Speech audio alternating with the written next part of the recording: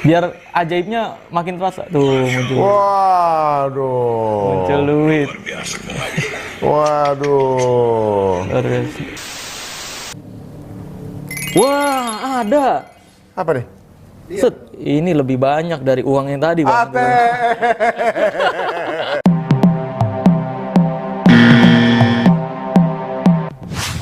Video kali ini gue akan kembali membongkar rahasia di balik ilmu yang katanya hitam dan ilmu yang katanya putih.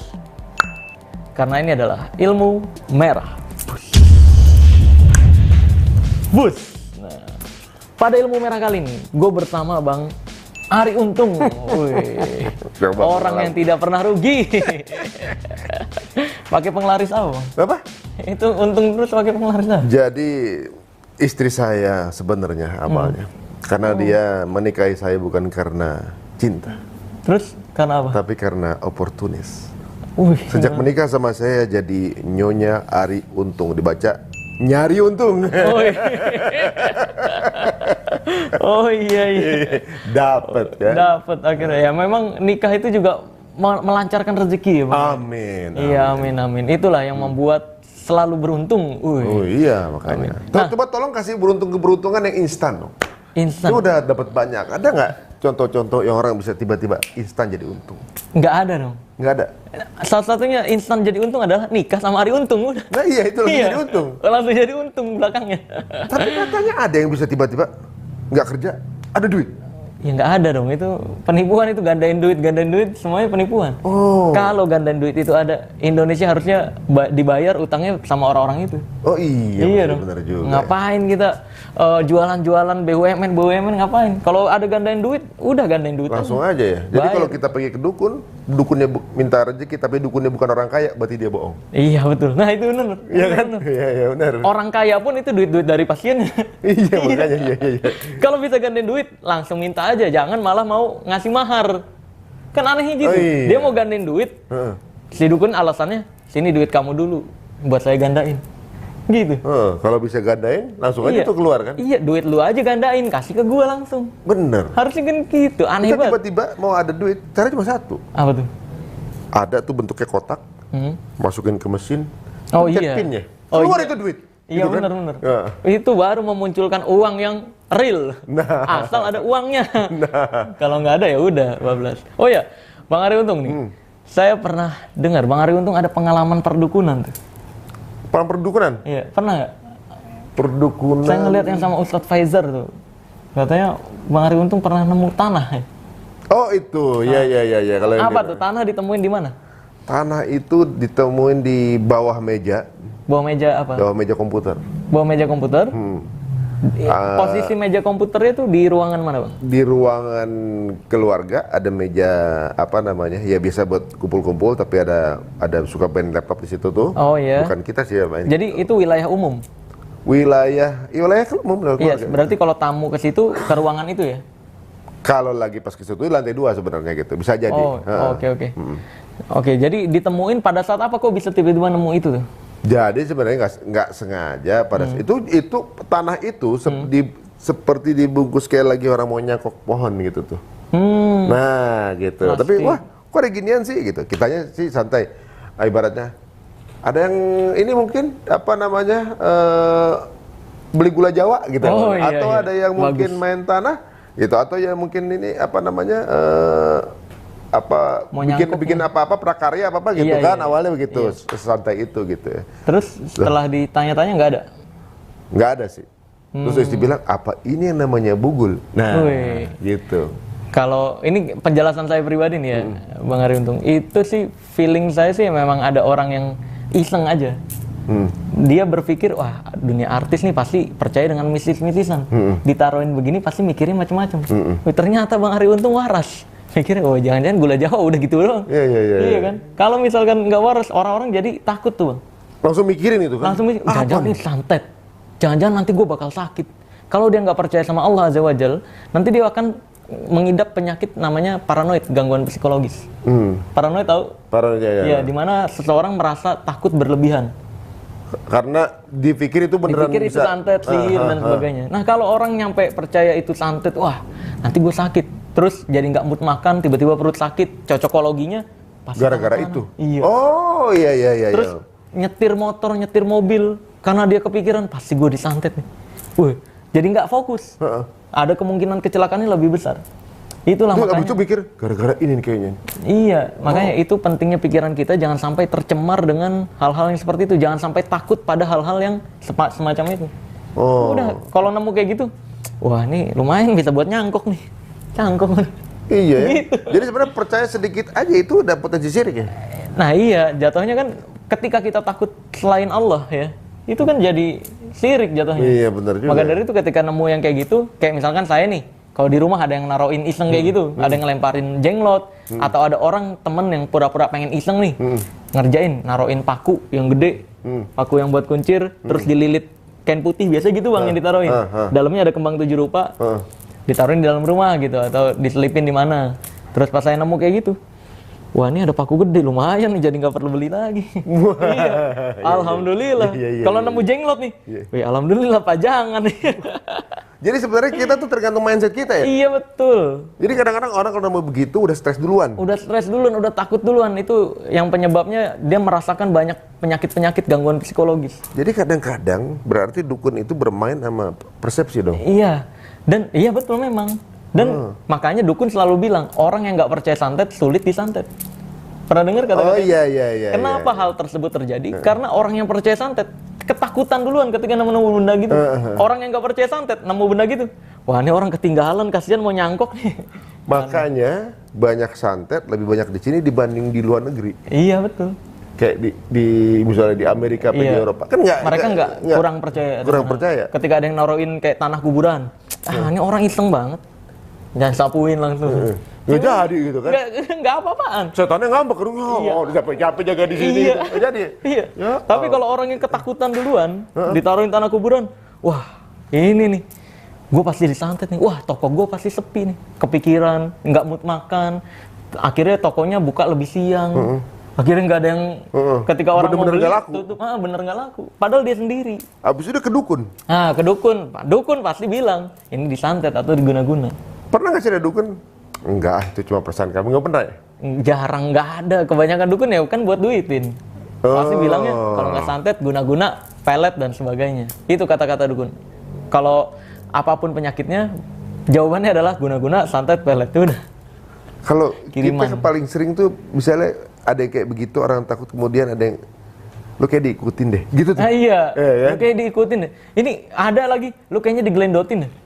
Itu apa yang nggak kepikiran gitu? Ini jin ngapain gelendotin terus nggak ada kerjaan apa gimana nih? Iya kayaknya. Iya kan? Kok Gak ada tempat lain gitu kali ya? Iya, nggak capek kan gitu. Kayak lu kayak digelendotin, kayaknya lu ada yang ngikutin deh, ada anak kecil gitu, misalkan anak-anak gitu kan. Itu ada kalau yang takut, itu benar-benar takut. Iya, itu kan sugesti bentuknya. Nah, Kalau dia takut, ya takut. Kalau enggak, masa iya sih? Nggak berat nih, digelendotin masa. Gue kelitikin nih, gue kelitikin. iya. Wah, tapi emang berarti Iya gitu.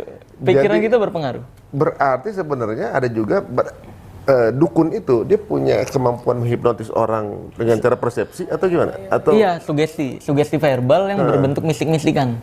Nakut-nakutin dia, ujung-ujungnya cuma untuk jual jimat nih, pengaman, pagar goib.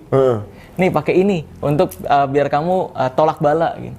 ada kalimat-kalimat kalimat khusus nggak yang bikin orang tuh jadi pikir ini nih apa namanya Disantet gitu. disantet nih misalnya. Enggak.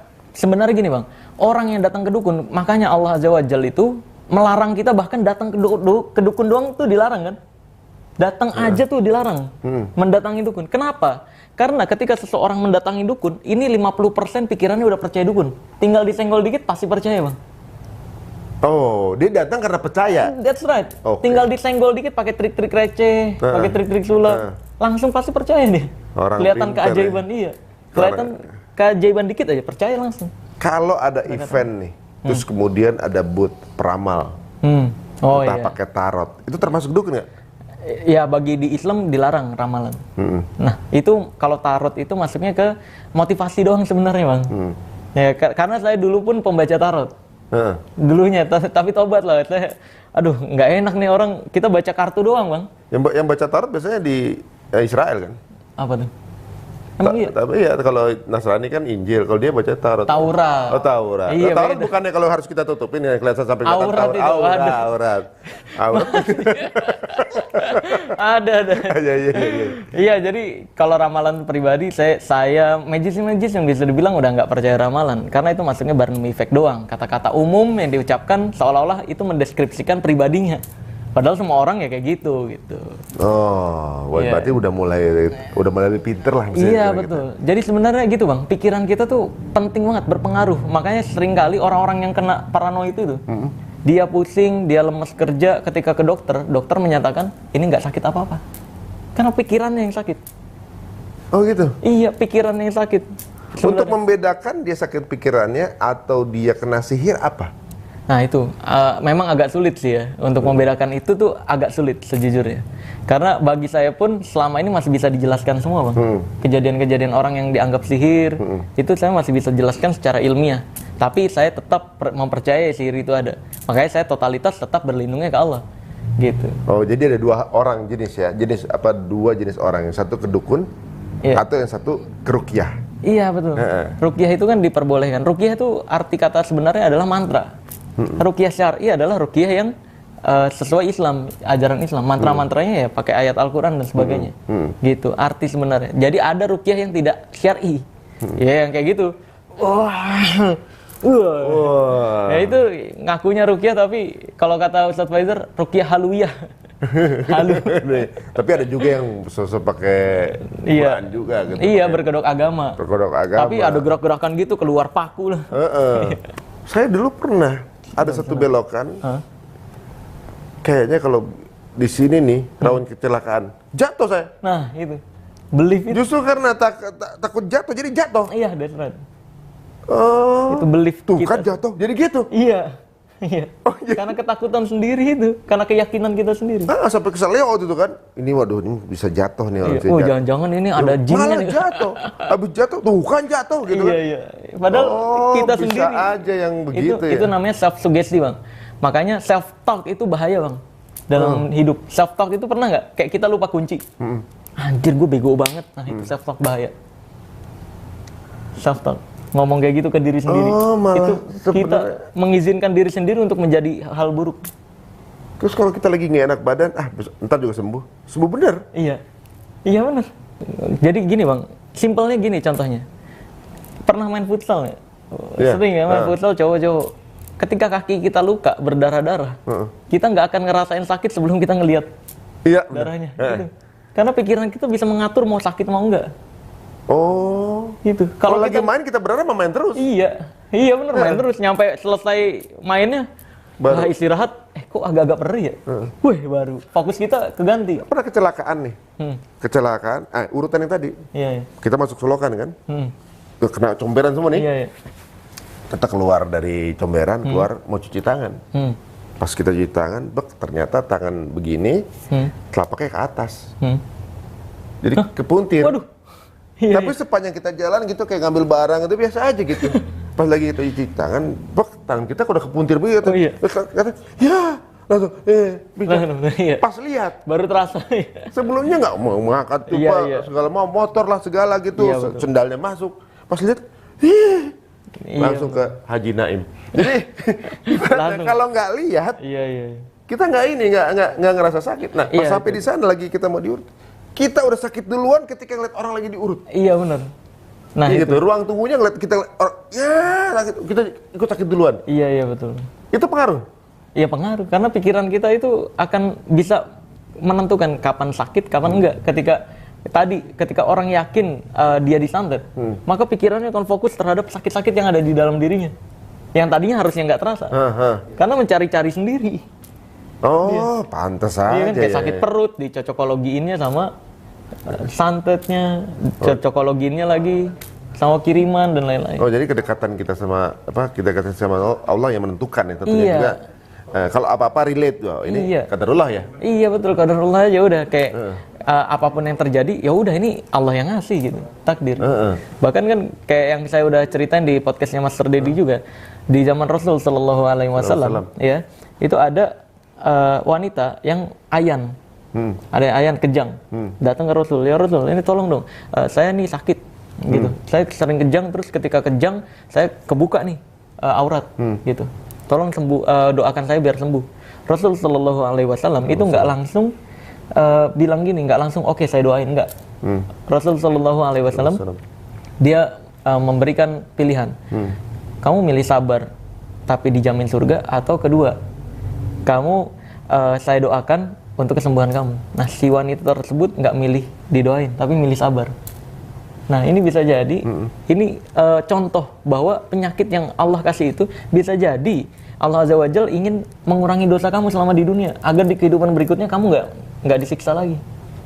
Jadi menerima takdir, intinya. Dipilihkan sesuatu yang kita anggap buruk, sebenarnya kebaikan buat kita. Iya, betul. Dari kejadian tersebut. Nah, maka dari itu, ketika kita sakit udah ikhtiar nih, minum obat ke dokter, terus juga nggak sembuh, kita minum obat-obat herbal. Karena kan obat dokter nggak terlalu ampuh, lebih ampuh herbal. Herbal udah dicoba, terus coba alternatif yang beneran ya, kayak totok syaraf, akupuntur dan lain sebagainya. Tapi ternyata nggak sembuh-sembuh, ya itu takdir Allah. Jangan malah lari ke dukun.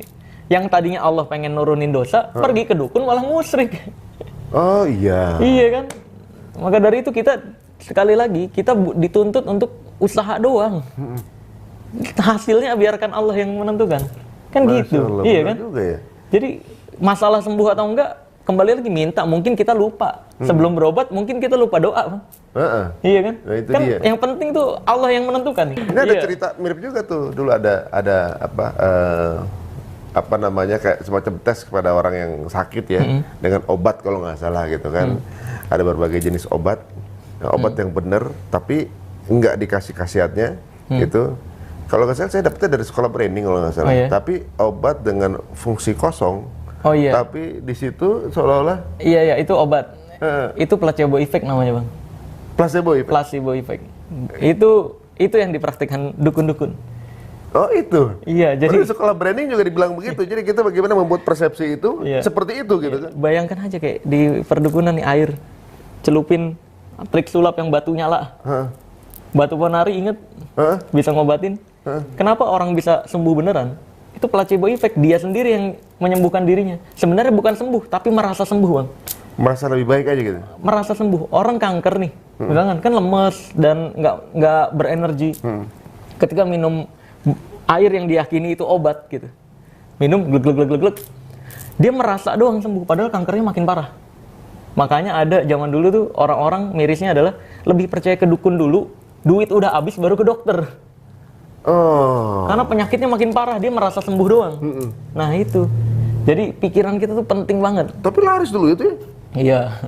Nyampe sekarang ada orang kayak gitu, Bang. Ketika sakit dia nggak ke dokter dulu, ke dukun dulu. Itu cuma dicelupin itu deh, si ponari itu. Celupin doang. Itu placebo effect namanya. Tapi akhirnya dijual minumannya banyak tuh, Ponari Sweat ya? Iya, beda dong. Beda ya? Oh beda. Iya, itu placebo effect. Placebo effect namanya. Ya ampun. Sembuhnya seseorang pada sesuatu hal yang bukan obat, tapi diyakini obat sama dia.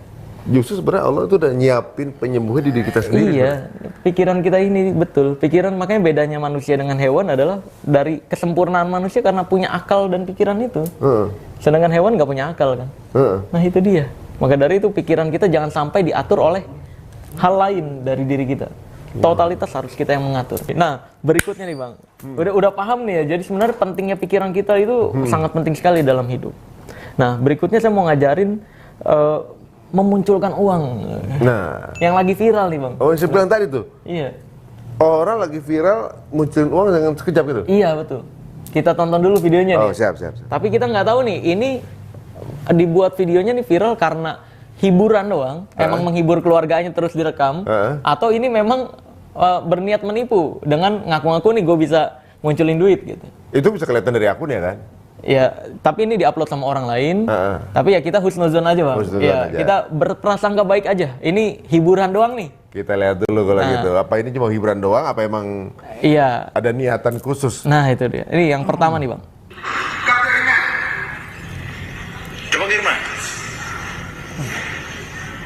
Ini saya sekalian jelasin ya. Nih ada orang. Tuh. Ini kan bisa jadi hiburan doang tuh. Memang pengen ngasih lihat tuh ada bantal. Oke.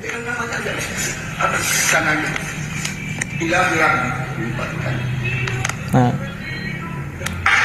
Ya kalau ini hiburan doang sih nggak apa-apa ya Bang, ya betul ya. Kan buat menghibur, ngisi waktu keluarga mungkin dia. Tuh, ditutupin. Terus mau dibuka lagi, nah ditutupin piring. Wih. Dilempar dulu. Ya, buka. Nah ini lihat, ini nggak ada apapun di yang pertama. Nah, tahu nggak Bang kenapa kayak gini? Ini dalam dunia sulap disebutnya fake effect, pura-pura gagal. Pura-pura gagal. Untuk meningkatkan keberhasilan di akhirnya. Oh, jadi seolah-olah ya buktikan kalau itu nggak ada. Iya. Nah ini lanjutannya.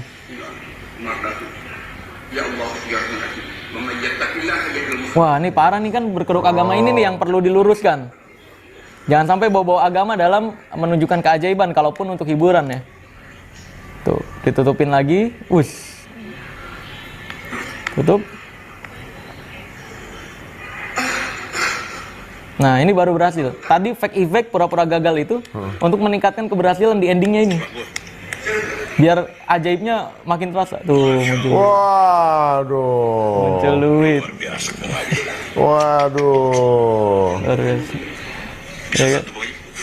Ini orang yang nggak paham bisa percaya nih. Iya. Tuh. Ini baru tanpa trik. Nah ini yang perlu diluruskan. Dibilangnya tanpa trik, tanpa rekayasa. Ini perlu diluruskan nih. Karena orang jadi percaya kan nanti takutnya kalau tanpa trik, tanpa rekayasa. Tapi kalau untuk hiburan sih sebenarnya nggak masalah. Nggak masalah ya. Iya, Dia kalau nggak salah dia baca ayat 1000 dinar kan? Iya. Ayat 1000 dinar yang orang kalau mau dapat rezeki, tapi bukan langsung instan begini. Iya, Kayak betul, cuma betul. usaha baca itu gitu. Kalau mau tujuan biar orang baca ngapalin 1000 dinar, ya sebagai hiburan ya. Iya betul. Tapi bukan berarti tiba-tiba ada uang itu. Nah iya makanya. Tapi gimana kalau itu Bang Tutik, caranya gimana? Nah nanti kita praktekin. Ini ada video satu lagi nih harusnya nih. Bentar.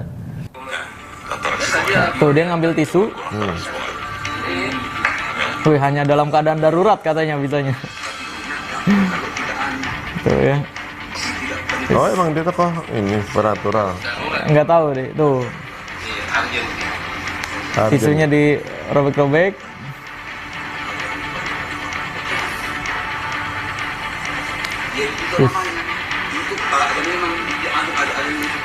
Tuh, wait. Kun fayakun, wih. Wih, berubah jadi duit. Tuh. Ini namanya teknik palming, Bang. Kayaknya banyak magician yang main begitu ya. Iya, betul. Itu teknik palming namanya. Gimana tuh palming? Palming itu nanti saya ajarin nih. Langsung saya praktek. Abang bisa praktekin langsung, Bang. Oh gitu? Iya. Boleh deh untuk menghibur istri. Iya, langsung aja nih kita praktekin nih guys. Plus kita bongkar rahasianya. Biar nggak ada yang salah paham. Jadi walaupun kita bukan paranormal bisa? Ya bisa loh. Itu trik anak-anak itu Bang. Tadi. Itu anak-anak bisa? Trik anak-anak ya. Waduh. Nah langsung aja kita praktekin nih. Pakai bantal ini aja nih ya. Ah, boleh. Boleh. Nih bantal ilmu merah nih Bang. Ini kan dia megang bantal begini. Nih. Ah piringnya ini ya. Piring ya. Boleh pegang aja kameranya. Oke. Kamera pegang. Oke. Nih, pakai piringnya. Kosong nih ya Bang ya. Kosong. Kosong. Nih lihat. Ya. Ini kita praktekin selama persis fake effect. Ah. Jadi pura-pura gagal dulu kayak tadi. Kita taruh sini. Wah, wih, kan gitu kan. Terus tutup. Wih. Terus dibuka lagi nih. Nah, coba Bang. Wah, nah gagal. Aku nggak ada sih. Ya, aku nggak ada. Wah, belum. gagal dong. Gagal nih. Ulang. Ulang. Nih, set. Taruh. Wah. Tutup. Wah. Buka Bang. Wah, ada. Apa nih? Set. Ini lebih banyak dari uang yang tadi Bang. Dia unlimited narik. Unlimited. Mesti ke ATM dulu. Iya. Aduh. Jadi lebih. Gimana cara tadi? Caranya, ini gampang nih Bang. Tutup. Ya kalau uang gepokan, ini cara pertama. Uang gepokan ini pegang seperti ini, taruh di belakang bantal. Taruh belakang bantal. Gini megangnya. Kalau dilihat tadi juga di video kayak gini juga Bang megangnya. Oh. Iya, atasnya jempol, satunya begini. Ya. Terus lihat tutup. Nah, ketika taruh aja di belakang sini. Tuh. Ya. Taruh. Ada dong udah. Iya kan, taruh nih. Fake effect dulu kan? Fake effect gini Bang. Ini taruh dulu. Wah, biar nggak megang apapun. Pas mau ngambil lagi, ambil lagi nih belakang. Nih. Oh. Ambil lagi. Buka Nggak ada. fake effect, pura-pura gagal. Ambil lagi. Bersih. Taruh. Buka tangan. Wah. Nah ini baru tutupin nih Bang di belakang. Oh. Set. Tutup lagi. Berarti kamera cuma boleh nge-shoot dari sini? Yes. Makanya kan dia tadi pas mau ke belakang, sana gitu kan. Oh. Di videonya, di depan. Udah pas buka, lihat. Kayak gue praktekin. Praktekin coba. Bang Ari untung. Wih. Ini dipegang tangan ini, Bang. Oh, ini. Oh, saya jadi yang tadi yang bawain piringnya. Iya. Coba, apakah bisa? Enggak sakti begitu. Mana ada ting. Oke. Ini penggandaan uang. Ini hanya bisa dilakukan kalau terdesak. Keadaan darurat. Iya. Coba. Ini piringnya nih. Ini piring, kosong kan? Kosong. Taruh situ. Enggak, Abang yang naruh. Oh, oke. Iya, jadi piring kosong dulu. Kosong. Ini dulu yang ditaruh, Bang. Taruh. Ini, ya taruh sini. That's right. Ini. Nah, ini. Ini. Buka dulu. Buka. Ini fake effect dulu, Bang. Buka. Terus taruh ini di depannya. Nah. Mendingan di sini kan seolah-olah bisa beneran. Gimana? Nih, sini ya. Oke. Sponsor lagi. Iya. Ulang. Oke, nih saya ajarin step by stepnya nih ya. Saya dari depan ya. Iya. Ini. Lihat. Nah, taruh. Saya taruh. Wah. Nah, taruh ini di depan yang tadi. Balik. Nah, taruh di depannya. Good. Wah. Congkel dulu bawahnya. Nah, terus saya buka. Wah. Kurang emosi. Gimana itu? Kurang emosi dan kurang niat menyakiti. Oh iya, makanya tuh ya. Ayo ulang. Ulang. Ayo, sekali lagi. Setar lagi ya. Wah. Tutup.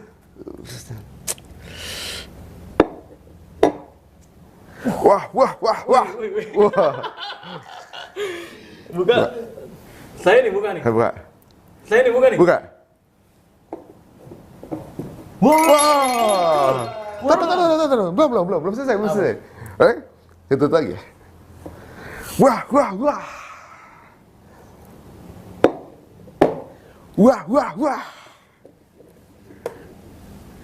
Beri saya hilang. Beri. Tadi di sini. Gimana sih? Tadi di sini.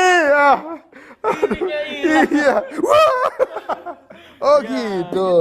Simple kan? Cocok buat lebaran. Tapi satu lagi. Apa? Yang tadi deh. Situs tisu di belum. Oh iya, tinggal ini kan trik pertama. Ya. Kalau trik kedua gampang nih. Kita tinggal nyiapin uang kertas nih, Bang. Uang kertas. Saya siapin. Uang kertas. Aduh. Cocok kalau lebaran. Ya bikin praktek kali ya. Kemudian diviralkan, kita bisa menggandakan duit. Ayo udah di videoin lagi. Nah, berikutnya nih. Yang kedua tadi, pakai tisu. Kita ambil tisunya doang. Jadi sebenarnya ini uangnya udah di palming namanya, Bang. Kalau dalam dunia sulap. Jadi disimpan di sini. Kalau kamu lihat tadi tangan kanannya si Bapak itu. Jadi ini dilecek gitu aja. Simple, gini. Ini disimpan sini, Bang. Jadi harus bisa jepit gini. Kalau kamu lihat si Bapaknya juga gini deh. Oke. Gini aja. Coba ambil tisu. Set, ngambil. Ya ini hanya bisa dipraktekkan ketika terdesak ya. Ini kurang nih. Nah ini kenapa banyak nih, Bang? Biar bisa dijepit aja. Kalau dikit kan nggak bisa dijepit.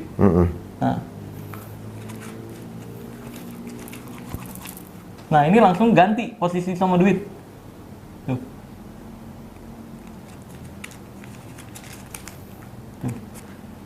Oh gitu doang. Nih cek. Udah bebas. Tangan nih tuh. Tangan gini selesai. Kita coba. Coba. Ini Masukin dulu sini. Ini berantakin aja bang, kayak seolah-olah ini kan tisu yang berantakan.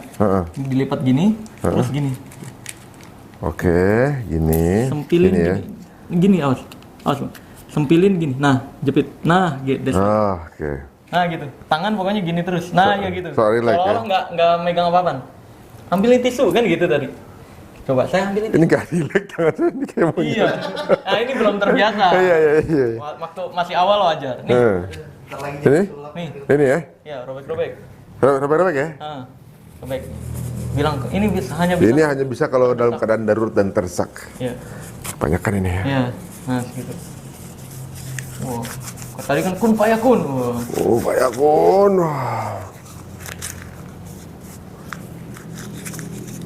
Nah.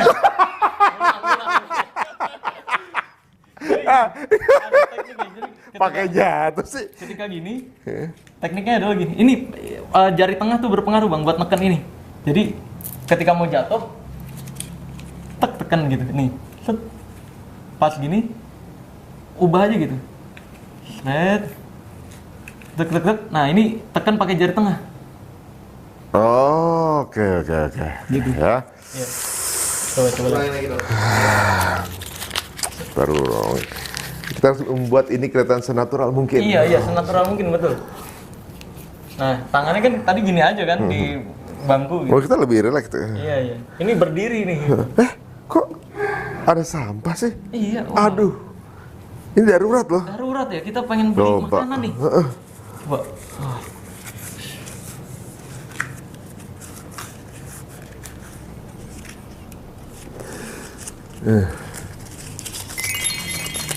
Wih. Lihat. Tuh, dua. Pahlawannya senyum. Wih. Luar biasa. Udah kayak Mau berapa lagi? Langsung belagu ya. tahu nggak bang, kalau duduk ini dikemanain. Gimana? Kalau duduk ini dikesinin bang. Oh. Jadi gini konsepnya. Coba kita duduk nih. Ini kan Tadi dia duduk ya? iya duduk dan ini kan gini. Set. Nah kita udah recek-recek. Nah terus gini-gini. Nah, wih jadi uang. Nah pas jadi uang gini, cek. Cek. Nah ini langsung. Masuk. Oh iya. Langsung. Di koi ya? Iya. Jadi ketika alihkan. ketika dia ngecek ini, cek uang asli atau enggak, langsung ini, set dia ke sini, udah selesai. Kok jadi 5.000? Waduh. Ya, kayak gitu doang. Jadi sebenarnya magician itu kalau dia mungkin ya lagi dalam pikiran saat itu Jahat. ya gimana bisa mengelabui gitu juga. Iya, tapi kan kita magician tuh orang-orang yang belajar keajaiban untuk menghibur. Menghibur. Ya. Waktu itu kan katanya pernah waktu di awal karir sempat dicoba nggak kepikiran pengen jadi dukun. Nggak tega bang saya. Iya. Nggak tega membodoh-bodohi. Jadi saya jadikan keajaiban ini untuk kebahagiaan bukan kerugian. Seharusnya magic itu menciptakan kebahagiaan bukan kerugian. Kalau dukun tuh menciptakan kerugian. Bayangin orang kayak tadi tuh kan dia udah percaya banget ini anti rekayasa, anti trik. Padahal kita pesulap tuh bayangin bang, kita tuh belajar ganti kayak tadi kertas. Itu kan mainan anak-anak kalau disimpan di sini tuh. Ini mainan anak-anak banget. Kalau yang versi sulap aslinya itu kita belajar gini bang, nakuknya kanan kiri, atas bawah, kanan kiri, atas bawah. Terus berubah, diputer. Gitu, kita rapih banget loh main, tapi dianggapnya, wah trik, itu mau pembohong gitu.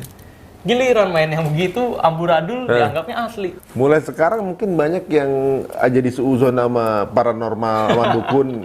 Itu nggak apa-apa kan? Ya nggak apa-apa dong. Nggak apa-apa. Memang kritis itu wajar, dan bahkan wajib sebenarnya kritis. Jangan asal percaya aja. Tiba-tiba cepat, oh menurut saya, liatin. Ngapa sih liatin mulu gitu kan? Iya, Tak boleh kan berarti Iya kan? bener lah boleh. Kayak misalnya orang pura-pura bisa ngeliat jin. Ya udah, jinnya di mana? Kayak yang tadi saya bilang di channelnya Bang Ari Untung juga udah kita bahas. Caranya untuk ngetes apakah Beneran bisa ngeliat. benar itu orang itu bisa lihat jin atau enggak? Ternyata ada trik. Nih, nonton. kita bocorin sekalian nih. Di sini juga deh. Nanti selanjutnya kan di pembahasan Bang Ari Untung tuh panjang juga. Di sini juga belum pernah dibahas nih. Bang. Iya. Nih, caranya misalnya Bang Ari Untung nih. Saya bisa lihat jin. Gitu. Jinnya di mana? Jinnya di sini. Sini. Kepalanya mana? Ke depan. Ke depan. Oke. Nah, sekarang saya tulisin satu kata nih. Nih saya kasih lihat. Nah coba tanya, apa kata yang saya tulis? Dia ngomong apa? Oh, jinnya nggak bisa baca, belum sekolah. Iya kan? Ya udah angka-angka nih saya tulis. Nih angka. Berapa angka? 5 angka saya tulis. Tanya. Jinnya anak kecil. Oh iya. Alasan pasti. Nah, cara ngetesnya kalau saya pribadi ada orang ngaku-ngaku bisa ngeliat jin, buktiin dulu gitu. Oh, jangan tiba-tiba kita main percaya aja. Nggak boleh, karena kan jatuhnya jadi bodoh asal percaya aja. Kadang-kadang orang ngeliat gitu mau nggak percaya tapi takut kesian dia ketahuan bohong gitu, ada juga orang. Iya, nah itu nggak apa-apa. Yang masalah adalah beneran percaya. Ya, Kayak tadi kan anti rekayasa, anti trik, faktanya trik gitu, trik dasar bahkan dalam dunia magic. Tapi kenapa sih orang suka banget bohongin orang? Nggak, selain ya ada juga memang Karena untuk kan ketika kayak gini bang, percaya nih, saya bisa munculin duit, mau nggak saya gandain duitnya, ngasih duit ke saya. memang Sistem MLM biasanya gandain. iya sih. Jadi nanti ngundang lagi, ya kurang lebih begitu guys. Allah. Ya, jadi perlu dibedakan. Ini kayaknya Ustadz Merah deh. Waduh. Ya saya suka belajar agama. Kebetulan ketika sekolah nilai paling tinggi di sekolah saya itu agama. Agama? Iya. Oh, itu jadi pesulap. Tadi cita-cita jadi Ustadz, kemudian jadi pesulap. Mendingan nonton di YouTube saya. Kenapa? Ada semua tuh. Wih deh. Iya, saya udah bahas juga panjang lebar. Ya, langsung aja guys. Cek channelnya apa nih bang? Cerita Untung. Cerita Untung. Ya, ada episode saya bahas panjang lebar tentang rahasia perdukunan. Wah, Dan seru banget tuh pembahasannya tadi. Saya juga baru tahu Ya, ternyata. kalau ada yang belum nonton, langsung cek channelnya sekarang. Oh, nggak usah. Wih, Yang udah nonton YouTube udah tahu. Wih dia. Itu gaya masih merah. Udah tahu. Yowis. Begitu aja kurang lebih guys. Video kali ini udah cukup jelas ya tadi pembahasannya, seru juga. Udah bisa praktekin juga tuh kamu di rumah. Bener. Caranya. Oke, gua akan tutup video ini dengan tagline ilmu merah. Jadilah lebih pintar daripada orang pintar, jadilah lebih normal dari paranormal, dan jadilah lebih natural dari ahli supranatural. Saya Marcel Radimal, pesulap merah Indonesia dan Ari Untung. Jangan lupa mampir ke channelnya dan subscribe kalau belum subscribe. Oh, udah tahu lah pastilah. Assalamualaikum.